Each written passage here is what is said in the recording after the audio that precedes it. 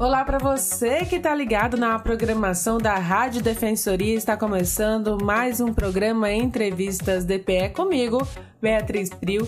E hoje nosso assunto é para falar de direitos das pessoas que estão, na verdade, dos reeducandos, né? Que estão no sistema prisional do estado de Roraima, mas que de toda forma têm também direitos a serem atendidos. E sobre esse assunto nós vamos conversar com o Ricardo Matos, que é presidente do Conselho da Comunidade da Comarca de Boa Vista, que está ligado à Vara de Execuções Penais do Tribunal de Justiça de Roraima. E a gente vai falar um pouquinho sobre a AFUR, que é a Associação das Famílias de Reeducandos aqui de Roraima, e a gente, tem essa entrevista marcada. A gente até trazer também a representante da associação, mas por conta de questões de doença mesmo, a gente tem aqui ele também que vai representar um dos motivadores e incentivadores dessa associação. Primeiramente, muito obrigada por ter aceitado o convite, seja muito bem-vindo. Bom dia a todos. Muito importante esse espaço para a gente socializar exatamente uma ação da família dos reeducandos dentro do sistema. A gente tem uma visão que a família do reeducando, ele paga a pena junto com o reeducando. E hoje é um novo conceito dentro do sistema da participação deles, da família. Desde do processo mais simples, que é o transporte deles até a PANC, principalmente, a cadeia pública mais central, da linha de ônibus, que foi uma vitória de retomar a questão da vestimenta, de alimentação. Tem todo um processo que a gente vem brigando junto com a família, junto com a associação. Aí tem um trabalho da Zita, muito importante, de várias outras mulheres, que estão na linha de frente. A Zita, que é presidente da associação. É a presidente, tem a diretoria muito ativa, muito ativa. E mais importante é o respeito que tanto a Vara de Execução Penal como a SEJUC e outros elementos institucionais têm em relação à associação, em relação à família de reeducando. Que não adianta você ter uma associação se você não tiver o respeito dos afins. Por exemplo, nós conseguimos, através da associação, uma audiência por mês com a família de reeducandos com o juiz da Vara de Execução Penal. Começou com a juíza Joana Sarmento, que abria uma agenda uma vez por mês, e ela recebia 30 representantes de famílias de reeducando. E aí tem uma discussão mais pessoal e nada formal, processual. Então, era discutido, era ajustado esse ponto. Isso começou com a doutora Joana Sarmento, que foi realmente um marco dentro da Vara de Execução Penal. Depois nós tivemos também, concomitante com a SEJUC, uma reunião mensal com a secretaria, com o secretário André Fernandes, com todo o corpo dele, com o Hercos, que era adjunto, que hoje é o titular, com todos os diretores da cadeia, do CPC, de todos eles, da PANC, com a estrutura para poder, com a família de reeducando, ter um contato direto. Então, alimentação, farda, colchão, medicamento, material de higiene, kit. Então, aproximou muito a família do reeducando com a SEJUC. E aí também o marco foi o secretário André e o secretário Hercos, com a equipe Michele, que hoje é adjunta, todos eles, sem exceção, que também se propuseram a entrar nessa linha de humanizar o sistema, de reconhecer esse processo. E muita coisa evoluiu. Saúde, nós conseguimos botar para funcionar o BS, um pedido da associação para atendimento. Juntamos a Secretaria de Saúde, que era deslocada da SEJUC, em reunião para nivelamento. Entra sempre o Conselho da Comunidade, junto com a associação, junto com a SEJUC, junto com a VEP, para poder ter essa força. Não adianta ter um braço se não tiver um grupo pensando todo mundo numa convergência, num ponto que é a socialização, a humanização do sistema. E a família de reeducandos foi o que motivou. Elas levavam os pleitos. Nós tivemos cadastro de 4.800 pessoas para visita. A Sejuc, na época, estava se estruturando, foi feito pela associação, através da gente, esse cadastro, porque as famílias precisavam se adequar à plataforma de visita. Então foram 4.800 cadastros feitos e todo mundo junto, numa engrenagem, Beatriz, que não tem dente maior ou menor da engrenagem. Se tiver um dente maior, trava, se tiver menor, patina, todos. E aí entra também a defensoria, na época era o Dr. Felipe, que estava com a gente, tá?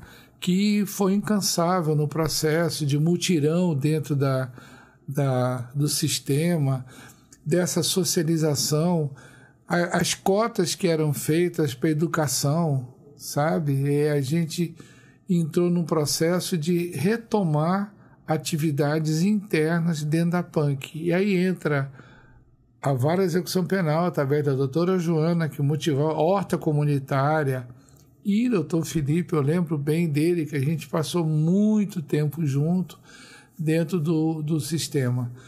Eu acho que nós demos um marco. Isso foi em 2019. E 2019 para cá foi toda essa mudança, e através desse grupo de mulheres, tá? Só tinha um homem só, tá? Que inclusive ele serviu como exemplo de quem estudou dentro do sistema e chegou a se formar no 3º grau, que ele pegou o gosto, tá?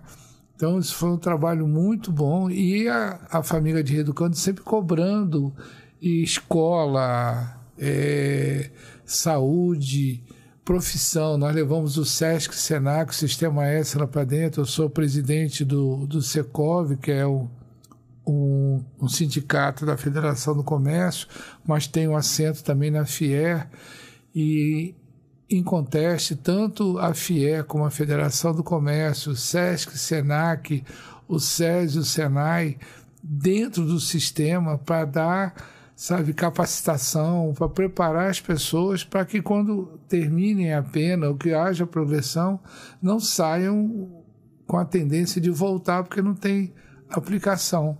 Muito importante. E volto a dizer a ação da Defensoria, porque foi a grande parceira nesse processo todo, desde o tempo do Dêner, Oleno, que são incansáveis na gestão, como hoje o Oleno está e tem o Natanael como adjunto. A gente participa muito com essa situação.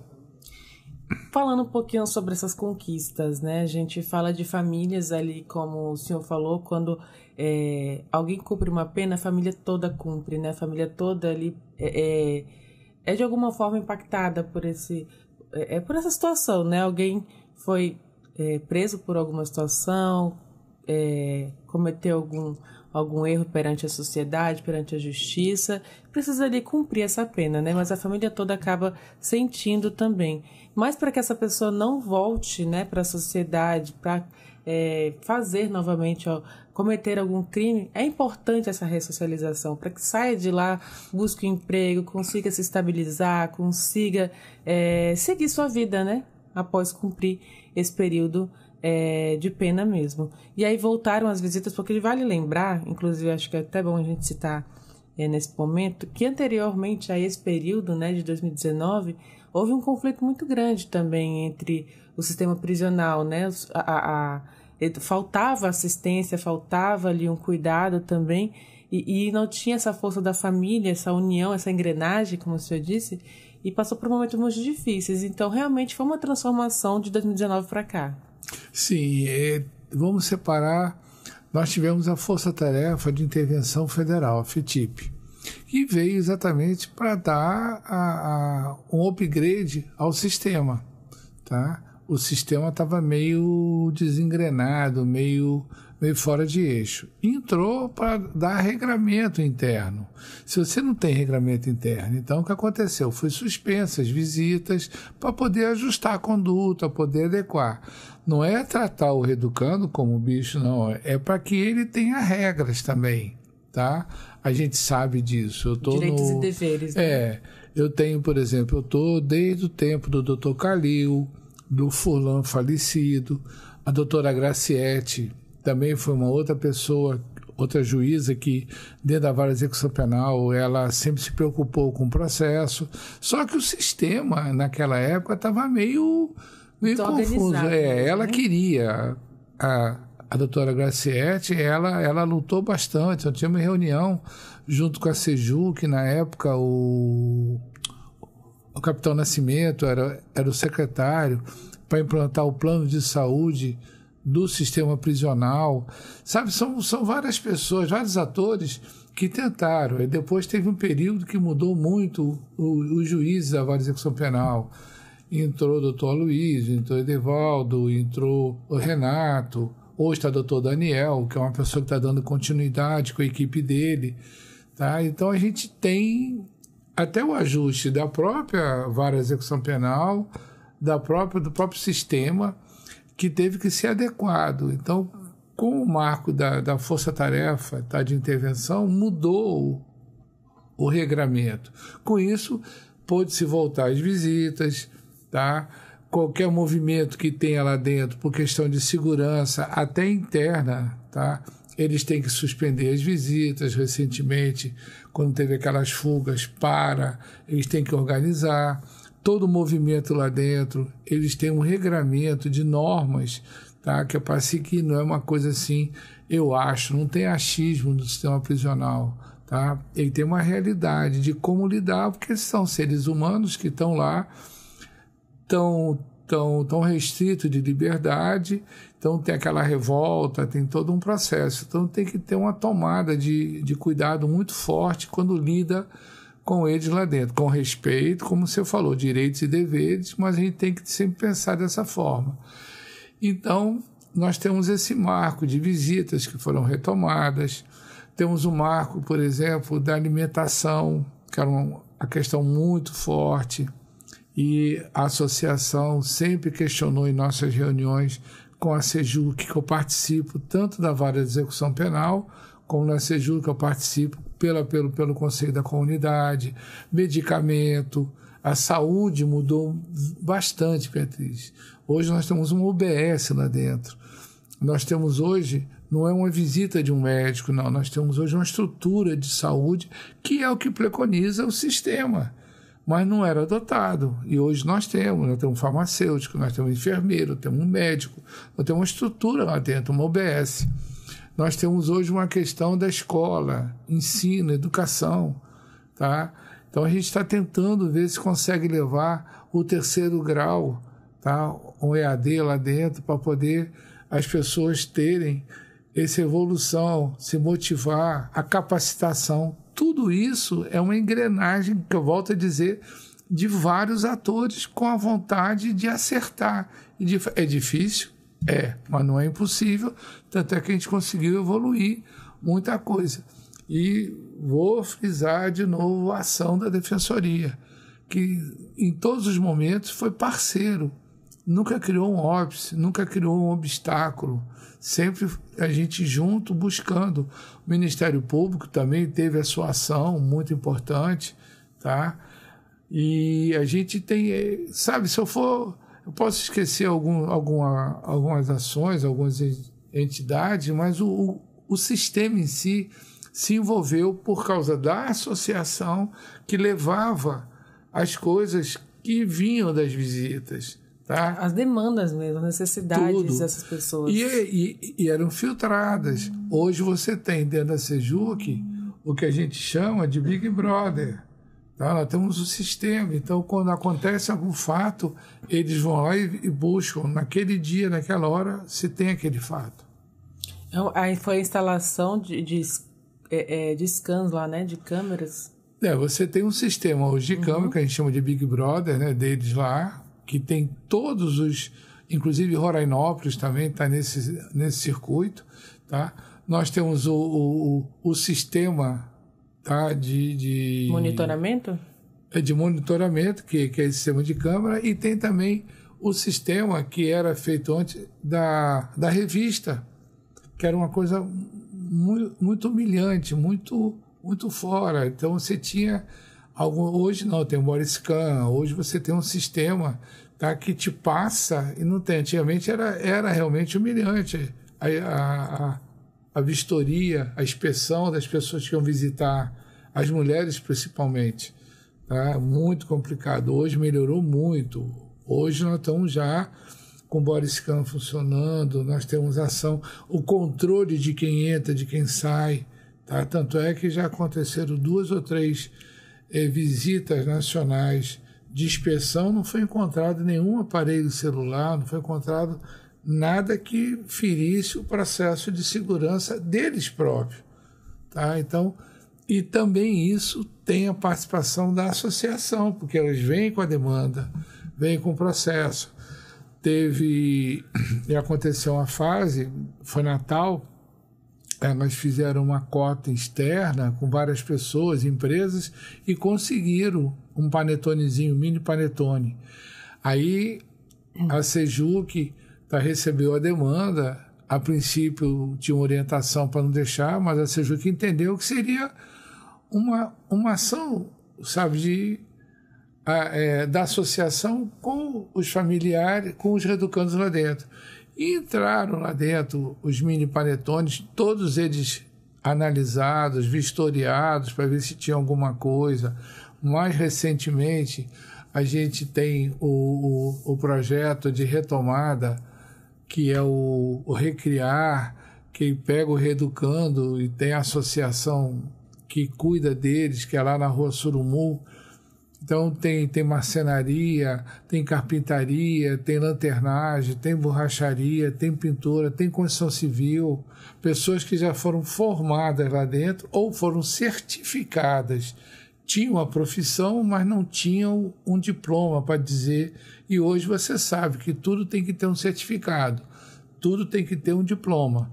Eu é um bom pedreiro, mas tem certificado? Tem a carteira de trabalho, mas ele tem que ter. Então, eles estão saindo, tá, com essa performance de melhoria. E a associação, junto com esses atores todos, estão entendendo. Se você for lá fazer um trabalho, uma reportagem, você vai ver que estão lá dentro trabalhando, produzindo, menos horas ociosas.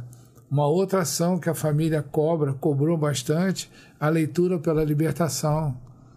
Enquanto está lendo um livro, você está com pensamento no livro. Aí faz a resenha, essa resenha é analisada por uma comissão, quem tiver nota acima de 7, nessa resenha já ganha pontuação para progressão, e é uma briga que a família de reeducandos começa também a arrecadar livros, porque ficam repetitivos, sabe? É um fato novo essa integração. E o reconhecimento da família dos reeducandos pelo sistema, pela Sejuc, pela Vara de Execução Penal, pela Defensoria, pelo Ministério Público. Nós temos o Gabinete de Monitoramento e Fiscalização, que é o Coronel Gonçalves, que é um guerreiro no processo, que trabalha junto com a Corregedoria do TJ. É um cara que vibra para que funcione o sistema. E olha que ele é coronel PM, tá? É um cara que seria de uma linha, mas o lado humano dele, o lado do direito social é muito importante, tá? O desembargador Almiro, como corregedor, sempre muito atuante, sabe? E a gente vê esse processo todo. Eu sou sincero, a gente vê um marco de mudança do sistema. E a gente só falou da Defensoria, e eu gostaria até de enfatizar alguns projetos, né, que a Defensoria ela leva, por exemplo, mutirões lá dentro. Teve o Meu Pai Tem Nome recentemente, né, para ali buscar registrar filhos, né, daqueles homens que estão ali, garantir também com que as crianças aqui fora, né, os filhos, tenham acesso a seus direitos também garantidos. Teve também, aliás, está no processo agora, está no meio ainda, está acontecendo, que é o casamento, né, dentro do sistema prisional. A Defensoria já realiza o casamento coletivo, né, teve o casamento coletivo LGBTQIAPN+, agora também vai ter o casamento dentro do sistema. E aí você tem um trabalho muito forte da doutora Alzeni, porque ela e a equipe dela se desdobram no processo. Então, como você falou, é uma ação que a Defensoria está fazendo que é fora dos princípios, tá, daquilo que a gente conversou antes. da institucionalização. A defensoria para defender, não, ela está fazendo um trabalho social, trabalho humano, o reconhecimento de paternidade. Nós encontramos vários filhos que a mãe estava grávida, o pai foi preso, que não conhecia o pai. Que o pai, além de conhecer, ele reconheceu o filho, que é o trabalho da defensoria, muito importante. Não é só o reconhecimento. Teve vários, não são poucos não, que conheceram e reconheceram os filhos dentro desse programa da defensoria. O casamento lá dentro, tá? As ações que a equipe da doutora Zeni faz, que é incansável, é fora de qualquer processo. Eu digo porque acompanho pelo trabalho da defensoria, pelo conselho da comunidade, pela equipe, que eu tenho uma filha que faz parte, e a motivação deles é uma coisa que não vão por obrigação, vão porque eles querem realmente fazer um papel que é passado pela direção da defensoria, passada pela doutora Zeni, que assim, vamos fazer o social, vamos fazer o humano. E essa ação agora vai ter outubro e novembro, tem um casamento. Eu já fui escalado para padrinho, tanto na cadeia Olha pública. Que legal, não sabia que você era padrinho. Sou padrinho, porque a gente vibra com esse processo. Nós vimos o cadastro sendo feito lá no escritório a pedido da associação, tá? Para poder fazer esse reconhecimento. Se cada um fizer a sua parte, a gente vai chegar num mundo melhor. Não sei se nós vamos atender ou salvar a todos, mas se a gente salvar um, a gente já consegue recuperar. E a defensoria, doutora Zeni, foi muito importante, tá? A defensoria tem uma ação muito forte fora do sistema que a gente acompanha, que essa carreta que chegou, as ações no interior que a gente acompanha, de reconhecimento, de ação, de recuperação social da sociedade, porque ela fica meio alijada, e voltando para o sistema. Tudo isso que nós colocamos aqui, se não tivesse a defensoria, mutirão, casamento, reconhecimento, agora recentemente o trabalho junto com o LGBT, que a sociedade ainda não entende muito, mas tem que ser feito. É uma ação que está lá agora, na Parada Gay domingo, estava lá a defensoria com a carreta, tá? Aí está na festa, aí a pessoa pergunta, mas por que a carreta na festa? Gente, tem pessoas que não conseguem, não se tocam, e de repente vai num dia, vê a carreta ali, no outro dia leva o documento para fazer alguma ação. Então a defensoria está de parabéns, tá? Sou fã do trabalho de vocês, eu vejo que vocês estão humanizando o sistema judiciário desse sistema de quem não tem poder, não tem condição econômica de ter direito à justiça social. E dentre essas pessoas estão aqueles que estão dentro do sistema prisional, que acho que assim, não tem como essa pessoa, né, que está nessa situação buscar sair de lá, vir bater aqui na porta de uma defensoria, bater na porta de um defensor. Então é a defensoria que tem que ir até essas pessoas, né, garantir esses direitos. E a família, que no caso é a associação, foi o senhor que inclusive que motivou a criação lá no início, sim, né? Sim, para eles terem uma representatividade, que estava sendo uma demanda, tá, isolada. Então junta e vão através. Eu vou usar uma expressão, eu fui dar uma carona para uma das esposas de Reeducando e nós passamos em frente à defensoria. E ela fez o seguinte comentário: eu acredito na defensoria para liberar o meu esposo. Tá? E coincidentemente, depois que o esposo foi solto, ela separou. Mas ela... outras coisas da vida, né? Mas ela brigou bastante junto com a defensoria e reconhecendo a ação dos defensores, que não desistiam, não desistem das causas que estão lá dentro. E ela fez esse depoimento, quando eu fui deixar no terminal, e ela falou: eu acredito na defensoria. Quando muita gente não acredita, eles acreditam. A associação, ela acredita na defensoria. Alguns têm advogados particulares, mas entre elas mesmas, elas acreditam muito na ação da defensoria dentro do sistema. E é uma coisa que não é pontual. Tem um coletivo maior nesse processo. E vale ressaltar que é uma situação, assim, muito complexa, né? Porque envolve, o senhor falou da saúde, da educação, da capacitação profissional também ali, não só o ensino básico, né? Mas trazer de volta essas pessoas para esse âmbito na sociedade, preparadas para trabalhar, para contribuir, para serem agentes aí que integram e participam e ajudam a sociedade. Nesses momentos que o senhor acompanha, né, que faz visita, que acompanha alguma ação, o que o senhor tem percebido mesmo já dos reeducandos, né? Além da família, os reeducandos se mostram realmente assim, que na verdade entendem esse papel também da família, entendem o papel também da Secretaria de Justiça, da SEJUC, né? E de outros entes que fazem parte desse sistema que busca a defesa, que busca direito a eles? Sim, não, já teve uma nova leitura. Você já pode considerar como eu disse, um marco, tá, desse processo. E aí entra todos esses atores. A gente não pode aqui pontuar um ou dois. Então tem a Vara Execução Penal, tem a SEJUC, tem a Defensoria, Ministério Público, GMF, a Corregedoria do TJ, as campanhas feitas para poder dar essa dinâmica. Então você tem educação, você tem saúde, você tem capacitação profissional, você tem um reconhecimento da evolução deles lá dentro. Claro, a gente não consegue pegar uma totalidade, mas a gente já está pegando hoje uma maioria.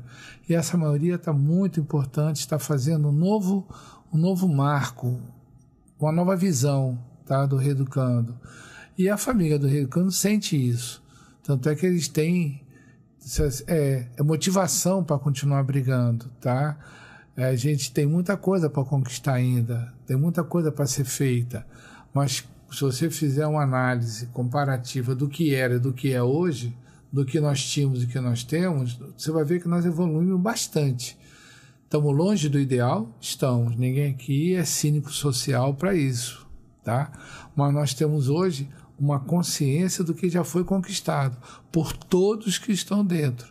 E aí se insere a Defensoria, mas todos, Ministério Público, TJ, GMF, que é do TJ, o CNJ, por exemplo, eu tive reuniões em Brasília no CNJ, adequação.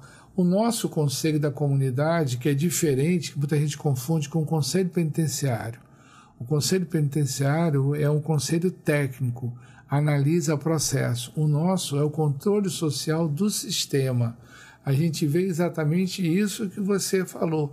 Nós fomentamos a criação de uma associação para que eles tivessem voz, visibilidade dentro do contexto. Por quê?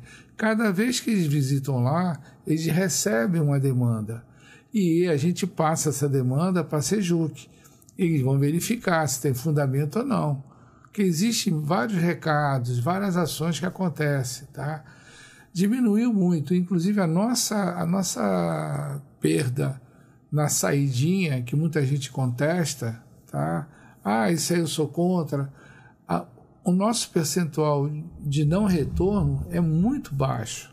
Existe, mas é muito baixo. A própria consciência deles de não perder as progressões que conquistaram. E a família mesmo, ela fomenta, olha, volta, tá? Tem essa preocupação, porque são fases. Tem famílias aqui que estão... Para poder conquistar a liberdade garantida. Sim, né? Garantida. Tem casos que o pai está preso, a mãe está presa e o filho está preso. Quando mexe com droga, faz uma rede. Então, essa família ficou totalmente... Então, tem que ter essa análise, essa cautela, tem que ter esse processo. E não são poucos, não, nessa situação. E se você for na cadeia feminina, se você olhar o percentual de mulheres envolvidas na sucessão, tá, das drogas, é uma coisa muito séria. E a gente tem que pensar no mundo externo como dar essa compensação ou esse direcionamento para que as pessoas não reincidam nesse processo. O que você acredita que ainda precisa ser melhorado, conquistado ainda também por todo o sistema, né? Para as famílias, pelo sistema? Nós temos um problema externo, tá? Vamos colocar um problema fora do sistema, que é exatamente a oportunidade. tá? De emprego, tá? De oportunidade, sabe? De economia. Tem muita ação sendo feita de empreendedorismo. Hoje, o governo federal, hoje não, já tem um MEI que fomenta as pessoas a serem empreendedoras individuais. Aí começa a fazer um docinho, começa a fazer... Tem uma ação, tá? Que um assunto puxa o outro, que Sim. As mulheres presas, reeducandas, aliás, fazem, e que eu sou, quer dizer, freguês delas, que são aquelas bonequinhas de pano. Sim. E toda vez que tem feira, eu vou. Então, elas, quando me veem, já falam, tá lá, vem o Ricardo. Aí nós vamos me vender. É nosso cliente VIP. É sério, e é gostoso. Tanto na feira na Sejuque, como na Vara Criminal lá no Caranã, quando veio. Eu cheguei uma vez lá, falei, gente, eu estou sem dinheiro. Não, mas tem um caixa eletrônico ali. Quer dizer, elas vibram com esse produto, elas vibram com o que fazem, há uma aceitação. E o mais importante não é o valor financeiro, é o valor social que esses bonecos, essas bonecas fazem para ela, a satisfação de você vender um produto que é seu. E até eu sugeri a Sejuque que fizesse um selo social para dar valor, que pudesse vender até por um valor maior do que o mercado, porque ali está incutido um valor social, aquelas mulheres que fizeram dentro do sistema. Doutor Ricardo, assim, quando o detento, né, aliás, quando ele sai, né, do sistema prisional, que é egresso do sistema prisional, como é que funciona também o trabalho aqui fora de conseguir inserir ele dentro do mercado de trabalho? A gente falou das capacitações ofertadas também pelo Sistema S, mas existe uma certa barreira, um preconceito ainda que precisa ser vencido dentro do mercado mesmo, em Boa Vista e em todo o estado de Roraima? Sim, acho que a nível nacional existe ainda um preconceito, mas o Sistema S, ele vê um lado social com programas dele de absorver, tá? Inclusive tem leis hoje que, feito até, tem o deputado Idásio fez como vereador e como deputado, que as empresas que tiverem egressos teriam preferência, prioridades em ações, teriam desconto, incentivos para isso. É uma mudança de conduta de leitura. Se a gente não estender a mão, eles vão voltar para o crime, porque eles não vão ter como se sustentar. E aí vai a necessidade de olhar para o filho, para a filha ou para a família e fazer, não tenho dinheiro. E aí volta para a parte mais fácil, que é para o crime, que é uma renda imediata, em qualquer que seja ela, ou roubo, ou droga, sabe? Então, a gente tem que ver isso aqui. Nós temos que tirar esse falso moralismo e inserir que eles têm direitos e a gente tem também que ajudar para que não haja esse apartheid social, econômico, profissional. Vamos adotar.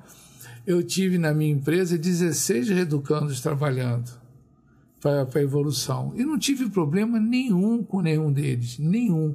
E sempre indiquei, inclusive, para pessoas próximas que tinham nas obras vários reeducandos.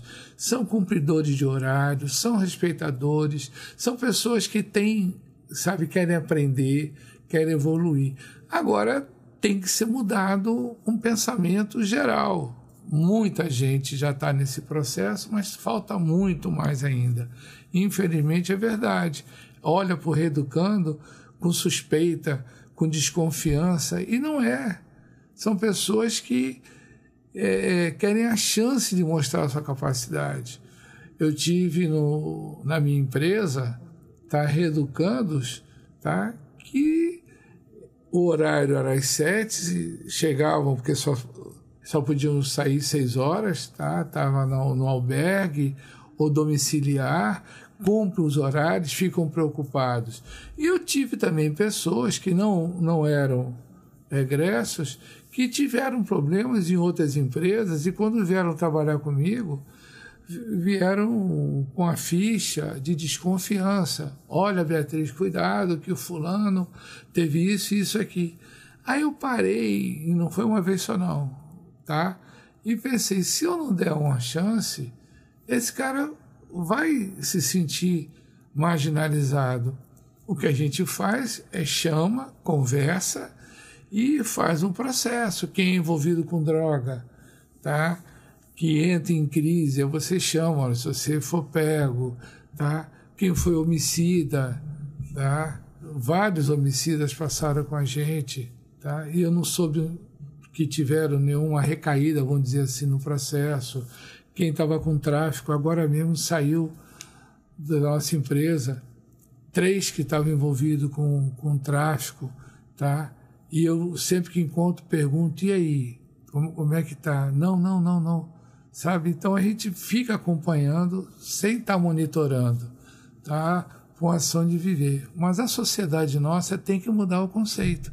Da mesma forma que você olha a Beatriz, jornalista, você tem que olhar a Beatriz, que é jornalista, e que teve um processo, tá? Que amanhã essa outra Beatriz pode também estar. Então, se você for fazer um mundo excludente, tá? Você vai pirar todo mundo. Exclui todo mundo, na verdade. Sim, né? porque você não sabe o dia de amanhã, Beatriz. Você não sabe. Você não sabe o que pode acontecer. Então, é um mundo realmente inclusivo. Não é a teoria da inclusão, é a realidade da inclusão. Você tem que chamar as pessoas para dentro do jogo, para dentro do sistema. E você aí orientar, monitorar, assistir, que é a linguagem de vocês dão assistência. Vocês não têm aqui, tá? São os assistidos, quer dizer, são pessoas que vocês estão dando apoio. Então é muito importante isso. Eu sou sincero, no que eu puder fazer, tá? E aí entra a defensoria com esse braço, com essa mão de força lá dentro para poder atuar como está atuando. Não só na ação jurídica, judicial, vamos dizer assim, mas na ação social, como a gente falou antes, humanizar a vida, tá? Há um discurso na saúde, que eu sou presidente do Conselho de Saúde, de humanização do SUS. Gente, é a chave de tudo, é como receber, como tratar as pessoas, não com demagogia, tá? Mas com carinho, com amor, com respeito, entendendo que está um ser humano ali. Ali não está uma carga, tá? Ali está uma pessoa que está precisando de você e muitas vezes você precisando dela, que a experiência de vida dela vai te alimentar em alguma coisa. É muito complexo viver em sociedade, de fato. Você está citando outros exemplos e está vendo assim, várias situações até de reportagens que nós já gravamos aqui, que eu já gravei também em outros lugares, histórias que a gente conta. E é como você está falando, cada pessoa contribui conosco com sua história, com o seu modo de pensar sobre a vida. O senhor já está contribuindo, acredito agora, aqui com muita gente também, né, sobre essa percepção, essa visão, né, sobre o outro. Inclusive, eu vou até perguntar agora de forma pessoal, de onde é que vem, né, essa sua acessibilidade também, com essa empatia, com essa sensibilidade, né, pelas dores do próximo, pelos desafios, né, de cada um? Eu vou dizer que é genético, hereditário.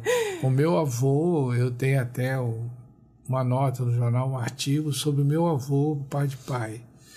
Meu pai, ele foi juiz lá no Rio de Janeiro, ele tem uma história muito humana.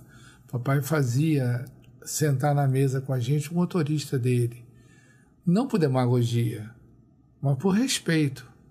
Como você poria um advogado, um médico, e ele entendia dessa forma. E o lado sempre humano das coisas, tá? E aí vem. Tanto é que os meus filhos têm esse mesmo processo, todos eles, tá? A minha esposa também, tem a família da minha esposa, o meu sogro, ele era um cara muito humano também, tá? E não é só... Tem a parte espiritual, tem a parte social, tem a parte econômica financeira. Você ajudar alguém com dinheiro quando você tem sobrando é uma coisa. E quando você só tem um dinheiro e você olha ali e analisa entre você e a pessoa quem está pior. Aí você ajudar. Então é o dia inteiro essa demanda. Eu chego no escritório às 7 da manhã e não tenho hora para sair. E você vê todos os problemas indo para lá. Aí você pergunta o porquê. Não Não espera a resposta. Alguém um dia vai dar. E a gente sente isso. E essa ação de vocês da Defensoria, Beatriz, é muito importante. Porque vocês tiram essa capa, sabe, de órgão público. Vocês entram no corpo da pessoa, na mente da pessoa, na espiritualidade da pessoa. Fato importante que nós não citamos, a religiosidade, a espiritualidade, as ações das igrejas dentro do sistema. Gente, é muito importante, tá? Eu vou fazer uma comparação na escola que as minhas filhas estudaram. Eu fui chamado uma vez lá por uma campanha para levar donativo para o lixão. As meninas, elas se reuniram, não tinha nada a ver comigo. A gente fazia isso, eu e minhas filhas, levar biscoito para a casa do vovô. Mas não é deixar caixa de biscoito. Cada uma delas pegava 2 pacotinhos, eu fazia que fosse na cama de cada um daqueles velhinhos, aquele cheio de urina, encardido, entregar, beijar, abraçar. E eu gosto desse processo, da troca. E elas foram um dia, num aniversário que teve lá em casa, eu passei pela sala, tinha uma roda assim, sentada, umas 12 ou 15 meninas, combinando uma campanha na escola para poder levar donativo para o lixão. Aí eu parei assim, fiquei ouvindo, falei, sei que eu tô. Tá funcionando a educação? Aí foi delas. E eu ouvi, um certo dia eu fui chamado na escola pela diretora. Cheguei lá, a diretora, direto para mim. Qual é o seu interesse nessa campanha? Eu falei, primeiro deixa eu saber que campanha. Tá? Não essa de juntar alimento para levar para o lixão, não sei o quê. Aí eu parei assim, falei, peraí, deixa eu dar uma luz aqui, deixa eu entender. A senhora está me chamando aqui para saber o que as crianças estão fazendo. Eram crianças mesmo, tá? Para levar alimento donativo para o lixão. Eu acho que eu estou meio idoso, meio... Eu queria lembrar a senhora que deste muro para fora tem um mundo. Esse mundo que vocês estão vivendo aqui é muito materialista. É o mundo do celular, que é um grau maior, o carro do pai que é importado, a casa que tem 2 andares e tem uma piscina. Eu não vejo vocês falando de religião, qualquer que seja ela. Eu não vejo vocês cantando o hino nacional aqui nessa escola.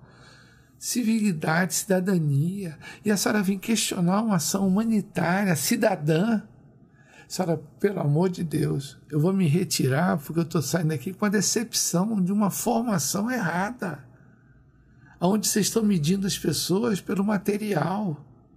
Então, é importante que essas famílias de reeducando que fazem campanha participem junto, como vocês fazem, de donativo no final do ano, de brinquedo, dia da criança. Gente, é uma mudança de paradigma. E aí volto para a minha formação. É de dividir o que você tem e não o que sobra. O que sobra, com todo respeito, está dando, está ajudando, mas de dividir o que você tem. Tá? É colocar para as pessoas. É essa mudança que tem que ter na sociedade. É essa mudança que você tem que ter. Nessa campanha que nós fizemos do cadastro, que foram 4.800 cadastros feitos lá no escritório com associação, eu comprava por semana 8 sacos de bombom. E todas as famílias que chegavam lá, elas tinham café, água e bombom para as crianças. Mas não é um bombom, não. Eu fazia abrir a mão, faz assim e colocava dentro.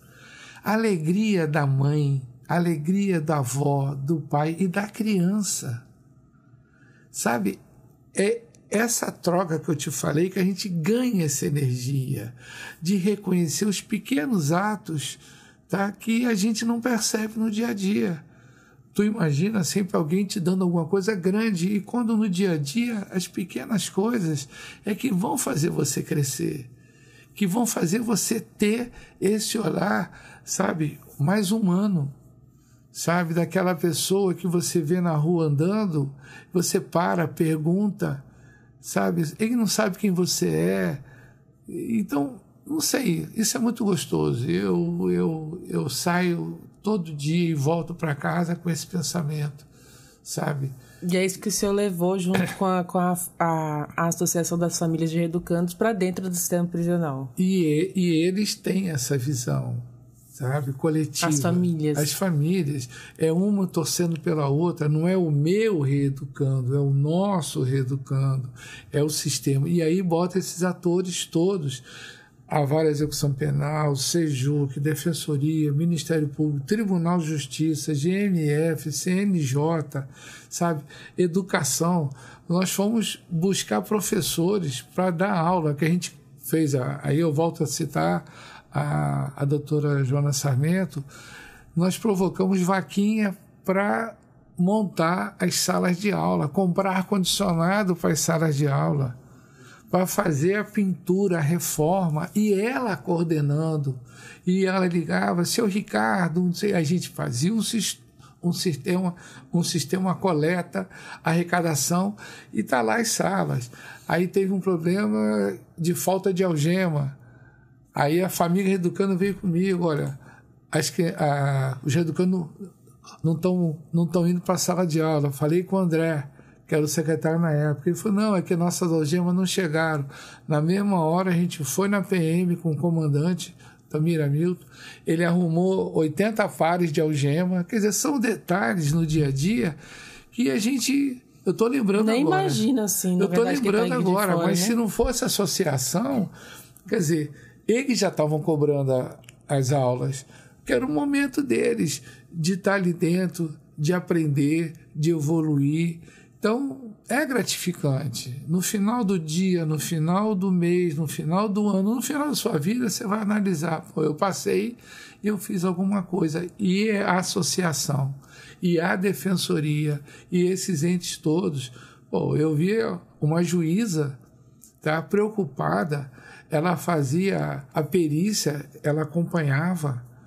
Eu sou fã desse sistema, como ele está trabalhando hoje. O doutor Daniel entrou, pegou essa ação junto com o Pedro, que é o chefe do gabinete, agora é a Juliana, que tratam a família de reeducando, tratam com carinho, com respeito. Eles recebem a família, não é o advogado da causa, é a família que está lá para traduzir a questão de como flexibilizar o pagamento de pena. Cara, é um negócio muito, muito lindo, muito... Eu sou carioca, muito doido, cara. É um negócio assim, muito, muito legal de você ver essa integração para a evolução desses reeducandos e o reconhecimento do esforço dessa família que paga a pena, como você disse, junto com eles, das coisas... Eu estou ainda brigando junto com eles para a gente ter um transporte exclusivo para levar a família. Você acredite se quiser. Quando elas entram no ônibus com a roupa de visita, que é calça leg azul, camiseta e sandália, tem pessoas que levantam do banco do ônibus para não sentar do lado delas. Acredite se quiser. Converse, fale e veja. Então, a gente conseguiu a linha para lá de ônibus, melhorou, que elas pagavam R$50 de Uber. Sim, eu lembro disso. Tá? Então, agora não. Aí nós temos essa condição. Nós estamos brigando, quer dizer, estamos... Articulando e negociando. Brigando é um negócio muito complicado. Com a empresa de ônibus, com a prefeitura, com outros entes, para a gente fazer uma linha exclusiva no dia de visita. Faz um ponto de coleta delas, né, de recepção, deixa lá, volta para a gente poder fluir. Mas é uma logística complicada, porque o horário de visita é um só. E eu tenho 400... É isso que eu ia perguntar, qual era a média de mulheres, né, familiares? 300, 400. E o ônibus tem capacidade de 40, botando em pé 60, 70. Então tem que fazer várias viagens, tá? Eu teria que ver essa logística. Isso é que está emperrando, fora a questão de custo.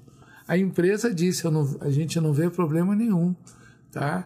Até ela faria um subsídio, a prefeitura também está vendo isso, e aí a gente joga, tá? Na questão política partidária, que eu não tenho, uma questão da prefeitura estar envolvida também nesse processo social. Que se cada um fizer a sua parte, Beatriz, fica mais fácil. Você cede ninguém sobrecarrega, não sobrecarrega. Mas e todo mundo trabalha pelo mesmo objetivo. Que é essa peça da associação ligando a todos esses órgãos. É um trabalho muito bacana, viu? Eu não tinha, acho que essa ideia toda que o senhor passou aqui agora, que acho que contribuiu muito também para todo mundo que está acompanhando, que está ouvindo, a conseguir visualizar esse trabalho, que é um trabalho difícil. Não vamos dizer assim que é lindo, né? Que é fácil, que não tem esses percalços no caminho, que não é dolorido para as famílias. A gente sabe que é um processo dolorido, é um processo longo, é um processo difícil. Precisa-se ter paciência, né? Para esperar esse período, né? Do reeducando passar. Mas é um processo que precisa ser facilitado nesse sentido de organizar, de preparar essas pessoas para voltar para a sociedade. E boa vontade de todos esses atores que eu já elenquei várias vezes. Se tiver um dente dessa engrenagem não participando, ele não funciona a engrenagem. Então eu tenho muito esse lance da engrenagem. Não tem um dente maior. Tá? Porque ele vai travar a engrenagem, não vai funcionar. E não tem menor, porque ele vai patinar. Todos os dentes são importantes. E cada um com o seu cada um dentro do processo. Eu vejo dessa forma e vejo que se cada um fizer a sua parte, Beatriz, a gente consegue fazer a coisa acontecer. Claro, é lento e gradual. Sim, a gente saiu de uma inércia social, vamos dizer nesses termos. E hoje está todo mundo junto e misturado por uma causa, que é a família do reeducando, que tem que ser observada, tratada. Eu vou dar um exemplo da família de autista, que eu faço parte, eu ajudo, tá? Em audiências públicas, faz discussão pela saúde. A família do dependente químico, que sofre com o dependente químico, ela precisa ser assistida também. A família do compulsivo por jogo, tá, do dependente, você tem que ter um trabalho, um olhar diferente. Você não pode deixar as pessoas... Não, o problema é dele que tá lá usando droga, não. O problema é social, é maior. E a família paga junto, sofre junto. Quantas vezes você ouviu falar que um dependente químico entrou em casa, levou um aparelho eletrodoméstico para trocar em droga? Quantas vezes pegou cesta básica que estava ali para vender para droga? Sabe? Então, eu vejo muito o lado de quem está da família, que está dentro do contexto, mas sofre igual. E a discriminação. É mãe de drogado, é mãe de ladrão, é mãe de não sei o quê. A discriminação social hoje dos autistas que está aqui, mas não é só autista, não. Dos deficientes físicos e mentais, tá? A falta de respeito ao caixa, às vagas de estacionamento do idoso, tá? Hoje o poder público tem que enxergar a deficiência de acesso. Ontem eu estava na reunião no CREA e a gente conversando, vários órgãos públicos não têm acessibilidade. E a acessibilidade não é só para o cadeirante, é porque ele tem problema de locomoção. O obeso, sabe? O doente mental, o que tem deficiência física, se locomove. Alguém que sofreu até um acidente, está grávida. Então, tudo isso, aí você vê as dificuldades. E você tem até uma propaganda, às vezes, quando vemos vídeos, sabe, de um ônibus que tinha um rapaz, aí chegou uma senhora grávida, ou uma idosa, aí a mulher atrás bateu no ombro dele, você não está vendo aqui essa senhora? Aí ele viu, quando ele levantou, ele era amputado. Ele não tinha uma perna. Mas como ele tinha o físico superior, os membros superiores inteiros, ele foi penalizado. Ele levantou. Aí a mulher, a senhora gestante, a outra atrás, que não se tocou, que ela podia ter cedido. Aí quando levantou, ficou todo mundo com cara de paisagem. Quer dizer, a gente tem um mundo ainda muito introspecto. Precisa melhorar bastante como sociedade. Muito. E não é essa questão. Eu vejo no caixa preferencial, está escrito lá, no banco, no supermercado, na farmácia, Caixa preferencial, não é exclusivo.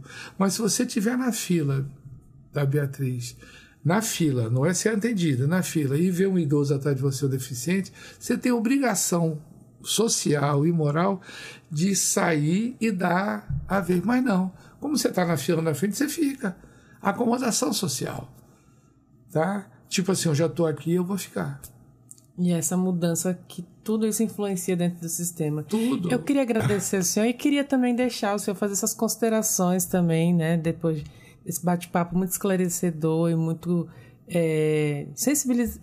para sensibilizar, na verdade, a todos. Deixar um espaço também para fazer essas considerações. Olha, Beatriz, muito bom. A gente tinha falado 30 minutos, a 40, nós estamos com 1h05 conversando. É porque o assunto é muito forte, é muito bonito e é uma realização, tá, de todo esse grupo que eu falei, a Defensoria, Ministério Público, Vara de Execução Penal, TJ, GMF, CNJ, Associação da Família Reeducando, que foi a mola propulsora desse processo, Sejuc, não posso esquecer, pelo amor de Deus, o Hércules, a Michele, o trabalho do André, alguns juízes que passaram na Vara de Execução Penal, aí pega o Furlan, que já faleceu, mas tem o Calil, tem a Graciete, tem a Joana, que para mim, ela foi junto com a Graciete, a Joana é muito guerreira, deu um upgrade muito grande. Aí tem o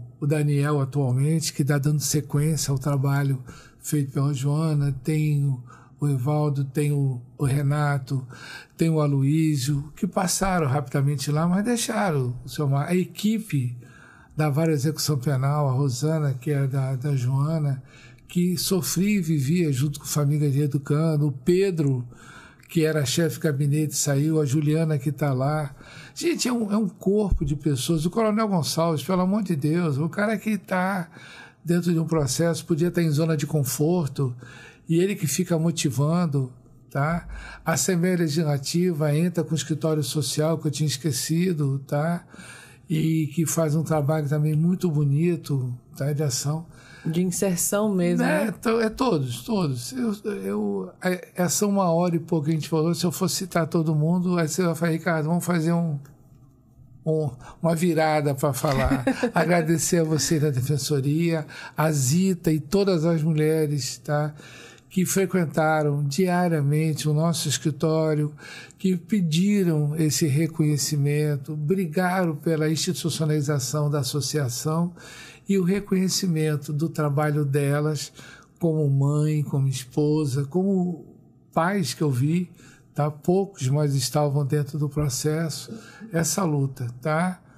E os filhos que hoje foram conhecidos e reconhecidos.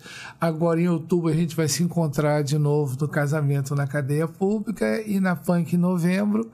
Eu vou estar lá como padrinho, com o maior orgulho, e tendo vocês da Defensoria junto com a gente. Um abraço, agradecer o Oleno, o Dênia, o Natanael, tá? Euseni, que é uma guerreira, eu sei do esforço dela. Ela é muito, eu vou usar uma expressão de engenharia, é muito doida, cara. Ela vibra. Ela é virada. Ela vibra, ela vai para um processo de cabeça.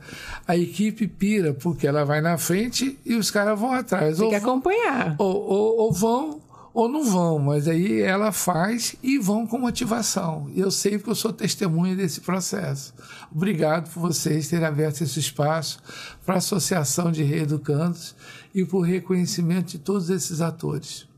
Mais uma vez, muito obrigada. Parabéns pelo seu trabalho. Vi que o senhor está à frente de vários conselhos, de várias instituições também representando.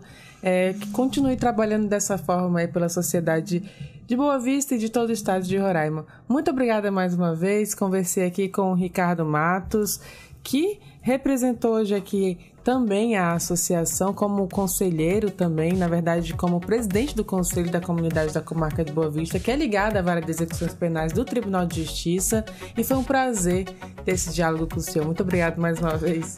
Obrigado a vocês. Então é isso, a gente vai encerrando mais um podcast Entrevistas DPE, e eu te lembro que você pode acompanhar essa e outras entrevistas acessando o nosso YouTube, Deezer e Spotify. Eu agradeço a sua companhia e te espero no nosso próximo encontro. Tchau, tchau!